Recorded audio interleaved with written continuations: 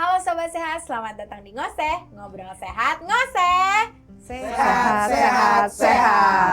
Nah Sobat Sehat, hari ini hari Selasa kita bakal ketemu sama pakar kesehatan yang ada di RSUD Cibabat. Kita mau ngebahas apa sih kali ini? Penasaran kan? Nah hari ini kita sama Ibu Kurnia Haryani. Gimana Ibu kabarnya? Sehat? Alhamdulillah Ica sehat. Kita panggilnya Teteh aja ya biar lebih akrab karena kan kelihatannya muda belia banget.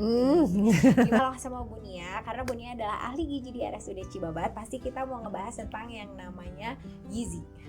Gizi tentang apa nih? Tentang siapa? Tentang balita-balita di rumah. Karena dengar-dengar banyak balita yang picky eater, terus di orang tuanya pasti bakalan struggle. Nah, terutama ada yang sampai stres. Jangan sampai kayak gitu ya Sobat Sehat. Nih, kita kupas tuntas ngebahas tentang picky eater versus orang tua yang sabar. Nah, pasti ada beberapa Sobat Sehat di rumah yang gak familiar atau ada yang udah familiar tentang picky eater tuh apa nih. Nah sekarang kita bahas dan kupas tuntas bersama Teh Nia. Yeay. Oke, kita mulai ya pertanyaannya Teh Nia tanpa berlama-lama lagi. Teh Nia, kenapa sih istilah picky eater sekarang lebih sering dibahas gitu? Apa karena menunya yang beragam, terus atau anak-anak sekarang mulai ekspresif sih? Jadi istilah picky eater ini tuh kenapa sekarang mulai jadi kayak trend in banget gitu? Jadi gini Ca, sebetulnya kalau picky eater tuh udah ada lama ya dari zaman dulu. Jadi memang sebagian besar ibu-ibu di dunia ini pastinya ya, itu pasti akan ngalamin namanya anak susah makan. Jadi sebetulnya picky eater itu bagian dari kesulitan makan pada anak gitu ya. Jadi picky eater itu sering dijumpai sekitar 25% dari orang tua itu pasti rata-rata mengeluh anaknya susah makan. Jadi sebetulnya kesulitan makan pada anak itu ada berbagai macam, Cak. Ada masuknya kayak limited appetite gitu, anak makan dengan jumlah yang sedikit gitu ya. Kemudian ada juga selective intake. Nah, selective intake itu adalah picky eater itu tadi. Terus ada namanya fear of feeding. Fear of feeding itu ketakutan pada saat makan. Jadi itu adalah masalah-masalah dasar yang sering terjadi pada anak. Cuma memang sekarang yang sering booming di ibu-ibu zaman sekarang yaitu picky eater. Padahal sebetulnya memang picky eater adalah bagian dari kesulitan makan pada anak dan itu memang dijumpai dari zaman dulu, Ca. Gitu. Oh, gitu ya Teh Nia. Ternyata Sobat Sehat selain picky eater kita juga ada istilah yang namanya fear eating. Iya, betul. Sama selective eater. Oh, ternyata banyak ya kalau dibahas, bukan cuma picky eater ya, bukan picky eater aja. Nah, karena menunya yang sangat beragam itu kali ya. Jadi anak-anak itu punya banyak pilihan. Aku mau makan apa nih? Kayaknya gitu ya. Berarti dari picky eater itu bisa ke peer eater juga dong. Fear of feeding. Ya, fear of feeding. Sorry. Coba. Ketakutan terhadap waktu saat makan atau ketika kita mau makan. Rasa takut saat dia akan momen saat makan itu dia ketakutan gitu. Itu atau fear of feeding gitu ya. Jadi memang selective intake itu berbeda dengan fear of feeding, Cak. Jadi kalau selective intake itu ada berbagai macam. Biasanya kalau ahli gizi kan dia menganalisa dulu ya, Cak. Di mana sih anak kesulitan makan? Yang pertama misalkan kalau kasusnya selective intake nih, pertama kita harus menganalisa pola asuh orang tuanya dulu nih. Apakah ada mispersepsi di sini? Sebetulnya anak-anak secara normal dia ada namanya neofobia. Jadi kalau bukan hanya anak-anak ya, kita manusia dewasa itu secara normal ada namanya neofobia. Neofobia itu adalah keadaan di mana kita selalu merasa takut untuk mencoba sesuatu pertama kali, Cak. Iya nggak? Kita kan sekarang suka ada gitu ya, kalau kita dikasih tantangan sesuatu yang baru, kita suka takut. Betul. Nah, itu juga terjadi pada anak-anak.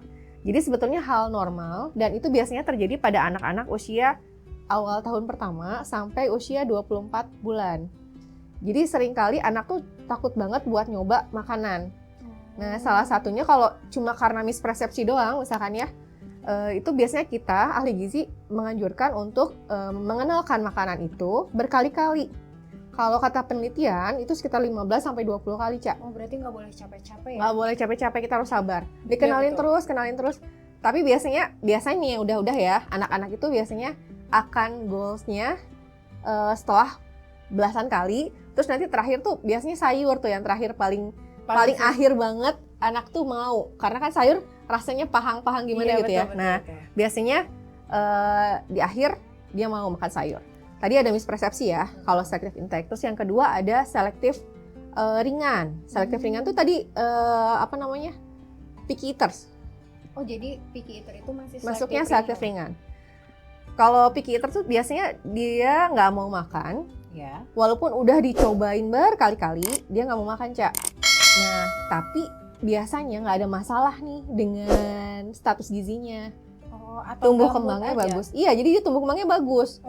Cuma dia nggak mau makan aja gitu, tapi susah banget kalau dicobain berkali-kali dia nggak mau. Jadi malah cenderung kayak orang tuanya yang terlalu khawatir. Setelah orang tuanya khawatir, nanti malah akan merusak mental si anak akhirnya. Nah itu yang nanti malah semakin anaknya jadi nggak mau makan, semakin susah makan, akhirnya nanti berpengaruh ke tumbuh kembangnya. Terus gitu. Ya itu lagi ya, fear of feeding gitu. Jadi nanti akan lebih tinggi lagi sih rasa ketakutannya. Ada lagi, Cak, selektif ringan, terus selektif berat. Wah, nih yang selektif berat apa nih? Selektif berat itu namanya feeding disorders. Kalau feeding nggak mau makan. Dia biasanya hanya mau makan kurang dari 10 sampai 15 jenis makanan. Kurang dari 10 jenis makanan. Padahal makanan banyak banget ya. Iya, jadi pernah nggak nemuin anak yang maunya nasi mulu gitu? Ada. Ada yang gitu. Nasi mulu, ada yang takut nasi gitu kan. Iya betul. Kalau udah jatuhnya ke feeding disorders udah berat tuh, Cak. Itu bahaya ya. Nah sobat gitu. sehat. Jadi makanya, tapi biasanya itu kaitannya dengan sensorik, Cak. Sensorik. Jadi ada dia nggak nyaman dengan rasa, dengan tekstur kayak gitu. Berarti itu kalau udah berat banget, betul, itu harus konsul ke ahlinya. Iya, bisa ke subspesialis, bisa kayak gitu. Ke dokter anak gitu. Gitu. Bisa juga organik, Cak. Organik? Tahu organik nggak? Nggak tahu. Jadi ada masalah klinis yang menyebabkan dia tuh nggak bisa makan. Misalkan ada dari tubuhnya. Misalkan dia ada masalah kayak infeksi berat, kanker, inflamasi.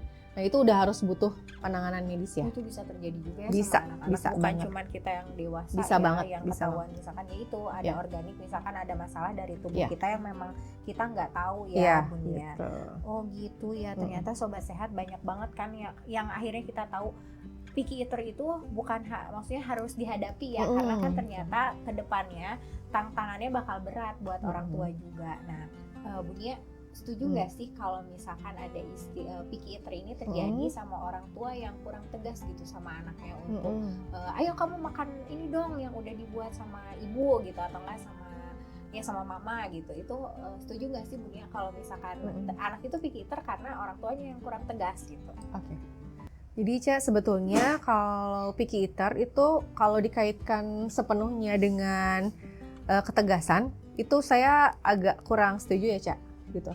Karena seringkali membuat rasa bersalah kepada orang tua malah. Ya. Jadi kalau namanya kita tegas dalam artian galak, itu justru kalau menurut penelitian akan memberikan persepsi negatif atau asosiasi negatif kepada anak. Jadi dia akan merasa tidak aman dan tidak nyaman ketika makan, Cak. Jadi merasa bahwa meja makan adalah medan perang. Oh iya benar. Gitu kan? In the hell. Jadi dia akan udah panik duluan ya, si anak. Jadi dia nggak nyaman. Kemudian yang kedua, dia percaya nggak bahwa kalau orang tua yang terlalu galak atau memaksa anaknya makan, dia akan memberikan sinyal kenyangnya hilang. Sinyal kenyangnya hilang. Jadi si anak tuh akan terus makan karena ngerasa takut tadi ya. Terus makan. Nanti kalau sudah besar nih akan berdampak nih, malah nanti jadi obesitas. Oh, jadi sinyal kenyangnya hilang. Oh, sinyal gitu. Kenyang itu memang ada ya? Maksudnya ada. Dari tubuh kita tuh maksudnya memang organik ada gitu ya? Betul ada. Jadi kita harus bisa membedakan antara tegas dan bukan tegas, apa ya? Ya makan wajib. Ketegasan betul. Ketegasan dan galak ya, Cak ya. Oh iya betul. Jadi kita boleh tegas tapi bukan galak. Kalau tegas di sini lebih ke arah feeding rules mungkin ya. Jadi strategi feeding rules tuh kita harus bisa membedakan peran orang tua dan peran anak. Kalau peran orang tua, yang pertama kita harus tahu apa yang akan dikonsumsi oleh anak gitu ya. pertama jenis makanannya apa saja, sayur, protein, karbohidratnya apa, kemudian zat gizinya apa gitu ya.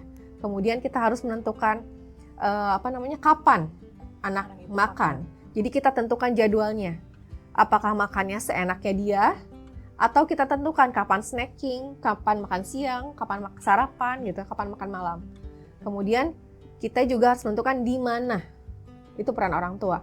Apakah di depan TV atau sambil scrolling HP? Nah, gitu ya. Itu kita punya pegang kendali itu. Jadi strategi feeding rules-nya itu kalau orang tua. Nah, anak juga harus dihormati nih. Kemauan anak itu. Iya, betul. Jadi peran anak apa? Pertama dia harus menentukan apakah dia mau makan. Itu sebetulnya penuh hak utuh dia ya. Apakah dia mau makan, itu peran dia sepenuhnya. Kemudian menentukan seberapa banyak makanan yang akan masuk ke dalam mulut dia, itu hak prerogatif dia. Oh, justru anak betul haknya. Punya haknya. Sehat, punya haknya loh. Jangan diabaikan ya, Ca. Waduh. Jadi tugas kita sebagai orang tua adalah menyiapkan makanan yang sehat, kemudian tepat zat gizinya, tepat waktunya. Kalau kemudian anak itu tidak mau makan, nggak apa-apa, Ca.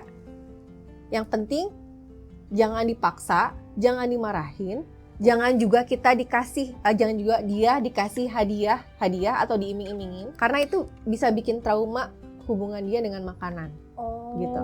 Berarti Bunia kalau misalnya kayak ada nih, misalkan mau makan gitu atau nggak makan tapi nonton ya gitu, berarti kan anak udah belajar kompromi ya kalau kayak gitu. Nah itu jadi itu takutnya kan dimana kita misalkan lagi mau makan nggak ada handphone atau nggak sinyal nggak ada atau handphone mati gitu kan, nanti malah anak kita nggak makan ya. Iya betul. Jadi kita punya peran di mana peran orang tua dan peran anak harus jelas, gitu harus ya. Equal. Iya harus jelas. Jadi makanya kitanya harus tegasin situ. Bukan berarti kita pasrah sesuai keinginan anak, bukan gitu ya. Jadi tuh Sobat Sehat, ternyata sebagai orang tua kita punya kewajiban, tapi kita juga harus memenuhi hak anak tuh. Jadi jangan sampai kewajiban kita mungkin sudah terpenuhi ya, sudah memenuhi kewajiban kayak ngasih makan membuat menu makanan anak, terus masak gitu kan, yang pasti ada effortnya. Tapi ketika anaknya mungkin lagi nggak mood, atau kita juga nggak tahu ya, siapa tahu lagi nggak enak tenggorokan atau gimana ya Bunia. Nah kita hargai dulu haknya. Biar dia nggak takut kalau mau makan. Gimana Bunia caranya supaya orang tua tetap sabar nih ya, ngalamin kalau misalkan mereka udah masak capek-capek, udah bikin menu empasi yang 5 bintang tuh ya katanya, tapi ternyata yang dimakan maunya nasi putih pakai kecap, pakai kerupuk. Belum lagi ada yang nasi putih sama itu loh, snack kentang itu loh, snack kentang potato itu tuh gimana tuh Bunia?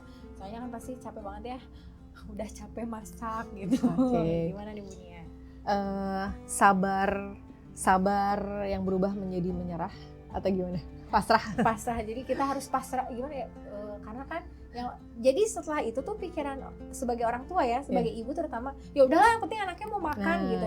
Padahal kan secara tidak langsung dengan dia menunya itu aja tuh bikin anak akan jadi picky eater nggak sih? Iya betul. Jadi gini, kalau secara psikologis perkembangan ya Cak ya. Jadi kalau namanya sabar itu nggak ada batas. Sabar itu ada ya, jangan sampai berubah jadi pasrah. Pun kalau pasrah artinya pasrah dalam bentuk menyerah atau pasrah dengan strategi gitu. Oh iya. Ya, pasti ada strateginya. Betul. Dong. Kalau kita sebagai orang tua nih harus benar-benar bisa mengenali apakah kita mengalami pasrah karena kelelahan mental. Nah, itu ya, burnout gitu ya. Jadi kalau kita sudah merasa bahwa nih bukan hanya anak yang cemas, tapi ibu juga cemas. Ketika kita sudah waktunya makan siang mau nyuapin anak, kita udah mulai, perang nih dengan anak. Nah, berarti bisa jadi orang tuanya burnout, ya.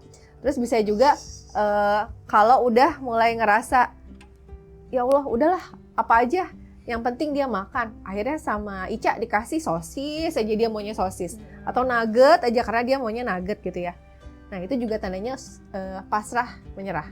Oh, itu terus atau misalkan atau misalkan ya udah deh kasih aja HP gitu ya. Nah itu kategorinya pasrah menyerah gitu ya Cak. Terus sampai kadang-kadang merasa kehilangan koneksi ketika waktu makan. Kita ngerasa, ya udah deh kasih makan aja gitu. Masa bodoh dia mau dipaksa atau apa gitu ya. Itu udah artinya kita harus jeda dulu. Nggak apa-apa, beri dia kesempatan untuk makan apa yang dia mau. Nggak apa-apa. Tapi nanti kita harus ambil strategi yang lebih mudah. Jadi supaya kita nggak burn out Betul. juga ya. Supaya kitanya jadi nggak ikut rungsing. Kalau kita rungsing, bener-bener nanti nyampe ke anaknya makan. juga. Nah, iya betul. gitu ya. Nanti Betul. transfer ya energinya ke betul, makanan yang mau dikasih ke betul. anak. Oke. Nah, jadi kita harus sadar bahwa kita tuh nggak bisa mengontrol apa yang di mulut anak yang akan masuk ya, Cak ya. Jadi pertama kita harus berhenti memaksa anak. Harus stop Gitu. memaksa anak sobat sehat. Terus kita harus hormati anak bahwa anak tuh punya selera makan yang berbeda gitu. Nggak apa-apa. Terus yang jelas kita harus fokus bukan pada suapan makannya. Kadang-kadang kita cuma, ya ampun nih anak baru makan 2 suap dari tadi, udah 1 jam baru 2 suap gitu ya. Jangan fokus pada itu, tapi fokus pada suasananya. Jadi bikin dia nyaman, bikin dia ngerasa ada vibe positif gitu ya. Jadi dia mau makan. Lebih ke situ sih. Jadi supaya kita nggak hanya sabar itu sabar teori aja. Ya itulah prakteknya seperti itu gitu. Prakteknya lumayan pasti struggle sih itu Betul. ya. Apalagi kalau udah di fase itu yang misalkan sejam anak baru makan 2 sendok, 2 suap gitu kan ya. Mending 2 sendoknya 2 centong nasi. Kita mau bahagia kalau gitu. 2 sendok makan. Betul. Jadi kita memperhatikan psikologis anak dan kita perhatikan psikologis kitanya juga. Iya betul ya. Gitu. Biar kalau enggak kita capek juga betul. nantinya ya itu kalau udah pasrah itu kayaknya pasrah yang lebih ke apa ya? Lebih ke lelah ya. Betul. Udah psikologis orang tua tuh udah dapet itu. Terus boleh nggak masukin satu lagi nih ya? Jadi kita supaya waras nih sebagai orang tua. Jadi kita harus perhatikan nih asupan gizinya bukan asupan gizi harian, Cak. Yang harus kita perhatikan asupan gizi mingguan. Jadi kalau Ica merasa bahwa anaknya hari ini cuma mau makan nasi, aku mau nasi putih aja gitu ya. Nah, ya. Jangan panik ya ibu-ibu gitu. Jangan panik sobat sehat. Ya. Tinggal dilihat nih dalam seminggu ini apakah ada nih protein yang masuk gitu ya. Misalkan telur atau misalkan susu gitu ya. Jadi jangan panik. Biasanya secara alamiah kebutuhan nutrisinya akan terpenuhi kok selama seminggu itu gitu ya. Terus biasakan kita makan bersama, Cak, gitu. Jadi teladan orang tuanya. Terus kalau kita makan, misalkan anak-anak gak suka sayur, kita harus bisa makan sayur nih orang tuanya. Oh iya ya benar. Jangan-jangan kita juga di rumah Gak nih suka sayur. bisa jadi nggak suka sayur. Betul. Nih. Kadang kan sebenarnya kita juga nggak sadar nih sebagai orang tua. Kadang mungkin kita dulunya juga picky eater. Kita nggak sadar aja. Bener. Bisa jadi. Iya bisa jadi. Jadi makan bersama, terus kasih ekspresi positif. Misalkan, enak banget deh ini makanannya, gitu. Ini rasanya manis, enak banget. Cobain ya, gitu. Walaupun dia hanya cuma lihat di awal-awal, nanti lama-lama mencoba deh. Karena kita udah ngasih afirmasi ya. Betul. Word of affirmasinya Betul. udah dapet Ya. nih. Kayak misalnya, enak banget. Gitu. Harus Gitu. kasih afirmasi positif.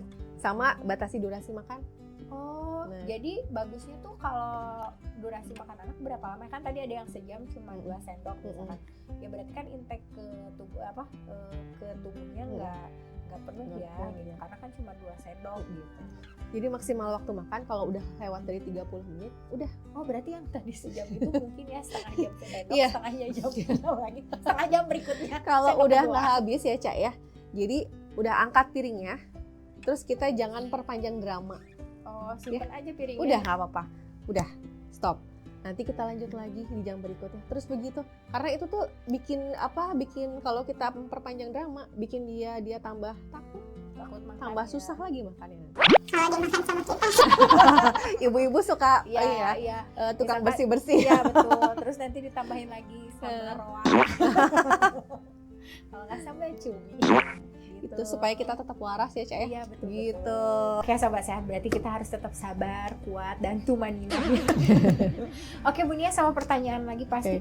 Sekarang kan banyak banget ya tentang konten-konten makan lucu atau nggak bekal-bekal anak lucu, terus konten-konten empati nih. Kira-kira itu bisa jadi tips nggak sih buat ibu-ibu di rumah atau Sobat Sehat di rumah supaya mengatasi anak-anak yang picky eater? Kan pasti si bekalnya tuh Sekali lucu-lucu gitu ya. Bisa, Cak. bisa Jadi itu bisa jadi bagian dari tips anak yang picky eaters. Jadi kalau dulu anak saya juga sempat picky eaters ya, Cak. Jadi kita bisa bisa bikin tuh yang namanya bola-bola nasi gitu ya. Iya. Atau kayak sushi mini roll Oh gitu iya, ya. iya. Bisa. Gimbap. Betul, gimbap. Atau dibikinnya kayak apa, bentuk-bentuk yang lucu-lucu gitu. Jadi dia berasa kayak makan snacking tapi padahal makanannya lengkap. Jadi kayak isinya nasi, dalamnya sudah ada tumisan wortel dan daging sapi misalkan gitu ya. Ntar dibikin bola-bola nasi, kemudian digoreng atau cukup segitu aja. Nanti anak kan makannya ada 5 buletan kayak gitu ya, kayak snacking padahal udah lumayan tuh asupannya gitu ya. Jadi itu kalau sekarang kan zaman sekarang udah banyak banget media sosial ya yang bisa memberikan tips ya, bisa memberikan resep-resep yang menarik. Itu bisa jadi salah satu solusi untuk mengatasi anak picky eaters. Jadi Sobat Sehat boleh banget tuh untuk di-follow akun-akun yang kira-kira bisa menambah inspirasi buat Sobat Sehat di rumah supaya anak-anak kita nggak picky eater.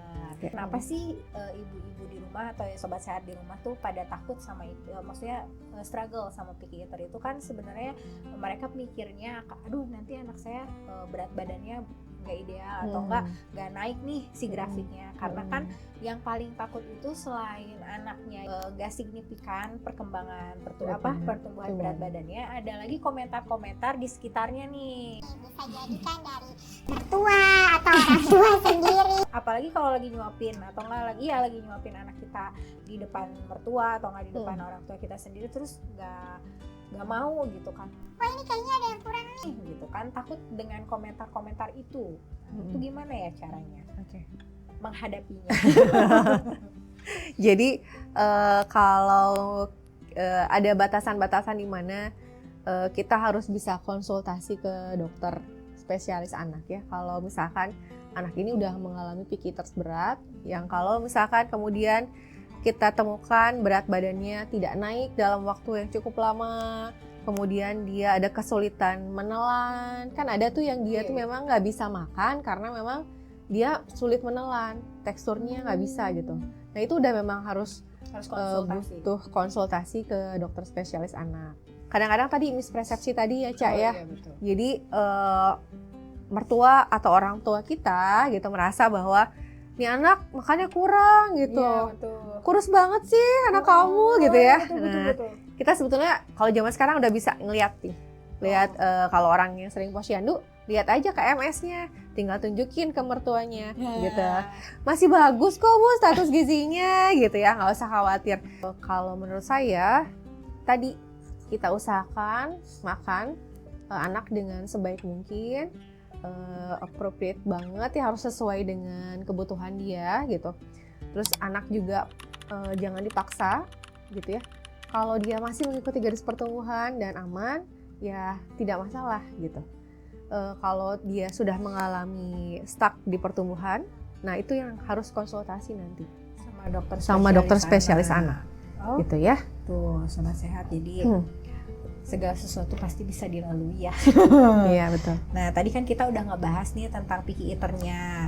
Nah jangan sampai kita cuma ngebahas picky eater-nya dong. Hari ini pasti kita bakal ngebahas tentang solusi yang praktis nih Bu Nia, supaya anak-anak kita nih nggak picky eater nih. Gimana ya Bu Nia? Ada Cak. Yang pertama teknik 1 gigitan. One bite. One bite. Jadi dorong anak supaya mau makan 1 gigitan tanpa memaksa harus menelannya. Nggak apa-apa, gigit aja gitu. Nggak apa-apa, gigit aja, cobain Dedek, gigit aja, nggak usah ditelan, nggak apa-apa gitu ya. Nah itu harus dilatih 10 sampai 15 kali. 10 sampai 15 kali. Nah, kenapa orang tua harus sabar? Betul, harus sabar. Sebelum benar-benar anak itu bisa menerima si makanan tersebut. Kemudian yang kedua ada namanya food chaining. Food chaining itu rantai makanan Jadi caranya kalau misalkan si anak itu suka sama kentang goreng gitu ya, nanti besok kita coba kentang goreng dipotong panjang-panjang misalkan ya, nanti besok kita coba lagi kentang panggang. Oh. Dipotong panjang-panjang juga. Besoknya kita coba lagi ubi panggang atau ubi goreng. Yang bentuknya sama ya, Iya. teksturnya sama. Besoknya lagi kita coba lagi wortel. Gitu ya. Jadi cari bentuk yang sama, jenisnya hampir sama, kita ganti coba-coba gitu. Itu namanya food chaining atau rantai makanan. Terus yang ketiga, libatkan dia dalam proses. Ketika memasak, ketika memilih makanan, itu selalu dilibatkan. Jadi sambil kita ngeblender misalkan ya, Dek kita masukin ya wortelnya ke dalam biar warnanya jadi merah gitu ya. Nanti makanan kamu jadi bagus gitu ya. Dia harus lihat, oh iya berarti wortel yang dimasukin ke sini. Jadi biasanya anak-anak itu akan menerima makanan apa yang dia buat. Biasanya seringnya begitu. Gitu. Jadi makanya itu. Oh iya, karena dia tahu ya cara proses Nah, membuatnya. jadi dia ngerasa bahwa itu hasil karya dia. Oh, dan dia akan lebih penasaran nggak sih? Iya betul, gitu. Biasakan variasikan juga makanan karbohidrat, nggak hanya melulu nasi, bisa ganti tadi kan ya kentang, ubi, tales, singkong, jagung, betul. Kemudian seperti tips yang tadi, modifikasi resepnya, nasinya dibentuk sebagai bola-bola atau segitiga betul, gitu. atau bisa juga dibikin sushi mini roll. Kemudian biasakan atur jadwal makannya, ikut belanja atau ikut pilih makanan jenis makanan. Jadi kalau di supermarket atau di pasar, Dek hari ini kita makan ikan. Kamu mau ikan yang mana? Gitu ya. Iya, Jadi nanti diajakin anaknya belanja, terus pilih. Aku mau ikan yang ini. Oke, nanti kita masak ikan ini, kita makan bareng ya, Dek, gitu ya. Itu biasanya lebih exciting anaknya, lebih senang, lebih apa? Semangat gitu ya. Karena dia merasa ya dia yang milih. Betul. Selain bonding juga kali ya. Ya, bonding juga. Makan bersama keluarga. Nah, Gitu ya. itu Jangan juga. nanti anaknya makan sendiri, bapaknya makannya di depan TV. Oh, pantas ya, Ya. ada yang maksudnya punya rules kayak makan tuh harus bareng. Iya betul. Nah, kayaknya selain membangun ikatan emosional ya supaya Iya, merasa betul. kalau misalkan kita makan bareng tuh ya nyaman. Ya betul. Ada bonding tadi ya. Terus sajikan porsinya kecil dulu aja, Cak. Oh. Supaya anak tidak merasa terintimidasi ya. Secukupnya. Betul. Nggak usah banyak-banyak dulu. Kasih aja 1, 2 gitu ya, nggak apa-apa. Yang terakhir adalah harus sabar. Sabar. Betul. Tetap kuncinya Dan sabar. konsisten. Sabar, konsisten, tumanina. Tumanina. Nah, Bunia, kalau food masking itu termasuk pengkhianatan terhadap anak nggak sih? Soalnya kan kita suka nyembunyiin, misalnya kita kayak bikin nugget tuh, di dalamnya kan kita masukin parutan kentang bisa sekilo. Nggak ada yang nggak sekilo. Sayuran ya. Iya, sayuran. Iya, sayuran terutama kan itu suka kita masukin ke Iya, makanan yang itu. Nah, itu termasuk kita mengkhianati nggak? Jadi food masking itu sebetulnya bisa jadi solusi, tapi solusi kayak jangka pendek aja, Cak. Oh. Jadi jaring pengaman ya. Kalau boleh dilakukan jika memang ada situasi tertentu. Misalkan dia ada kebutuhan peningkatan nutrisi yang mendesak. Misalkan dia habis sakit, Iya. ya kita butuh dia untuk recovery tubuhnya supaya cepat sehat. Ya bolehlah dikasih trik-trik food masking. Terus kemudian juga kalau kita udah terlalu sering konflik sama anak, Nah, kita boleh lah itu, kita turunkan ketegangan itu. dengan kemudian- food masking betul. tadi. Terus atau kita mau mengajarkan dia membiasakan cita rasa di lidah dia, nah nggak apa-apa food masking. Tapi kita nggak boleh cuma ngandelin itu aja, Cak, gitu ya. Karena biasanya jangka panjangnya tuh akan ada efek. Pertama tadi ya, dia akan kehilangan kepercayaan tentunya. Terus kemudian yang kedua, anak tuh nggak belajar tekstur, Cak. Iya nggak Oh sih? iya betul, Betul. karena sudah jadi satu ya Betul. semua. Jadi anak tuh nggak tahu tekstur sesungguhnya seperti apa. Dia nggak belajar tekstur. Yang ketiga itu ada masalah jangka panjangnya. Masalah jangka panjangnya itu kayak misalkan gini, kita kalau ngasih sayuran dalam bentuk udah dicincang dan anak-anak tuh nggak tahu kan bentuk sayurannya seperti apa. Nanti ketika dia sudah besar, ketemu sama makan di luar misalkan ya, ketemu sama sayuran yang sama, dia tetap nggak akan makan. Iya betul. Iya. Karena dia nggak tahu juga Betul. bentuknya. Jadi ada cara food masking yang benar. Caranya ada tipsnya. ada. Caranya pertama adalah ada strategi ganda namanya. Jadi kalau kita ngasih makanan ke anak, kan sudah dicampur ya atau disembunyikan, kasih 2 atau 1 potong yang utuh. gitu, supaya dia tahu bahwa di dalam itu ada ini. Oh, Makanan jadi ini. yang utuhnya misalkan kita bikin nugget nih. Iya. Yang utuhnya misalkan di dalam nugget itu Ada wortel misalkan. atau enggak ada labu siam. Betul. Nah, kita liatin juga nih si labu Iya, siamnya sampingnya ada sebagai labu siam. pendampingnya. Betul. Jadi Oh, dia iya, tahu. bisa juga ya. Jadi dia tahu. Tidak akan merasa terhianati Iya, lah. tidak akan. Terus yang kedua, kalau misalkan dia nanya, Bunda di dalam sini ada wortelnya ya, gitu. Nah, jawab Terus aja nanti ada. jawabnya gini, iya wortelnya di blender sama Oh. Bunda, biar jadi rasanya manis, warnanya jadi bagus. Jadi enak kan sekarang? Nah, gitu. Jadi ada kata-kata positifnya, Cak. Oh iya, iya. Jadi kita nggak bohong ke dia. Jadi tetap tahu di situ ada Betul, wortelnya. betul. Berarti sebenarnya food masking itu lebih ke raja terakhir kali ya. Nah, iya. Maksudnya kalau misalnya kita udah bingung banget nih, misalkan dibikinin menu ini menu itu, oke kita selip-selipin, nah itu kayaknya udah raja terakhir Iya, gitu. betul. Jadi terus juga kita harus libatkan anak juga pas pada saat kita bikin menu makanan, misalkan ngeblender wortel, kita ikutin si anak, nih wortelnya di blender ya. Jadi dia tahu. Kasih lihat ya. Nggak apa-apa Oh, gitu. nggak apa-apa. Nah. Ternyata sobat sehat boleh kok, Iya. tidak terlalu mengkhianati lah. Tidak. Asal kitanya tetap ngasih tahu. Betul. Karena sebenarnya ini adalah solusi juga. Oke Teh Nia, kalau disuruh milih nih, kalau anak-anak makan banyak tapi berantakan, atau makan rapi tapi pilih-pilih? Lebih bagus anak makan banyak tapi berantakan. Oh. Karena itu sebagai apa? Cerminan dia mandiri ya. Oh, Dia mau makan sendiri, walaupun berantakan nggak apa-apa. Yang penting dia ada makanan yang bisa masuk ke dalam tubuh dia. Nggak usah khawatir dengan berantakan, Cak. Gitu. Yang penting dia makan. Justru Dan kalau anak bagus. mandiri bagus ya. Bagus. Malah bagus. Gitu. Berarti kita nggak usah khawatir ya. Kita Ya. khawatirnya apa coba? Beres-beres. Bener nggak sih? Betul. Nah, itu sih sebenarnya yang ibu-ibu khawatirkan bukan makan banyaknya ya. Mungkin senang tapi afternya wah harus Beres. beres-beres nih. Nah, sama ada pesan nggak sih Bunia buat ibu-ibu nih yang sekarang lagi menghadapi perang nasi? Kalau nasi. pesan untuk orang tua yang sedang di fase perang nasi ya. Waduh. Pertama, orang tua tuh harus turunkan ekspektasi. Waduh tuh. Ya, kita jangan bandingin anak kita dengan anak orang yang suka makan brokoli gitu ya. Oh iya Nah, betul. Jadi kita fokusnya pada kemajuan-kemajuan kecil aja. Kalau misalkan dia sudah mau megang, nyentuh, nyium makanannya itu aja, itu udah bagus kok gitu ya. Udah ini Betul. udah reward buat kita. Betul. sebagai Jangan orang sampai tua. ekspektasi kita tuh tinggi. Kamu harus makan brokolinya sampai banyak gitu. Ya, jangan kayak gitu. Terus kita harus ingat prinsip 15 kali tadi. Oh iya Ya. 15 kali mencoba itu. Betul. Jangan sampai baru 3 kali kita udah nyerah. Udah pasrah deh. Aku udah bingung gitu ya. Anak aku nggak mau makan. Jangan sampai kayak gitu. Terus kita biar lebih waras ya, Cak ya. Iya. Nah, kita cari jaring pengaman tuh suplemen deh.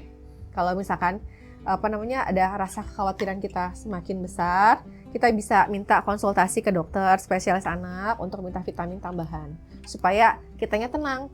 Ya, misalkan anak nggak mau makan, oke bolehlah kita konsultasi ke dokter spesialis anak untuk dimintakan vitamin pelengkap gitu ya, supaya orang tuanya juga nggak stres atau nggak panik yang nanti berdampak pada anak susah makan lagi.